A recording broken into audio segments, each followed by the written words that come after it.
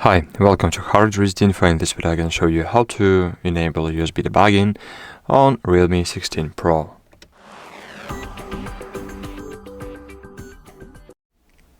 At the very beginning you should enable developer options. To do that you should open settings, then in settings scroll down and find here about device.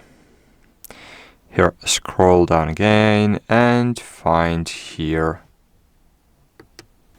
version, and in version click version number several times until you will see the message that you are now in developer mode. Now go back,